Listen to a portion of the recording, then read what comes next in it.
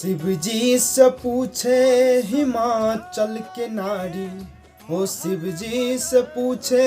हिमाचल के नारी, बता द जोगिया कहाँ राखब गौरी प्यारी, बता द जोगिया। सबके त देला भोला कोठा अटारी, सबके त देला भोला कोठा अटारी, अपना ल नहीं छ भोला टूटलो के बारी,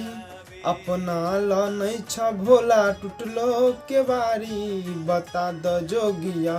कहाँ राखब गौरी प्यारी, बता द जोगिया कहाँ राखब गौरी प्यारी, बता द जोगिया। सबके त देला भोला खेत पथारी, सबके त देला भोला खेत पथारी, अपना ल नहीं छ भोला एको धूर बारी, अपना ल नहीं छ भोला एको धूर बारी, बता द जोगिया कहाँ राखब गौरी प्यारी, बता द जोगिया कहाँ राखब गौरी प्यारी, बता द जोगिया। सबके त देला भोला घोड़ा और गाड़ी, सबके त देला भोला घोड़ा और गाड़ी, अपना ल छहो भोला बैल बसहा सवारी,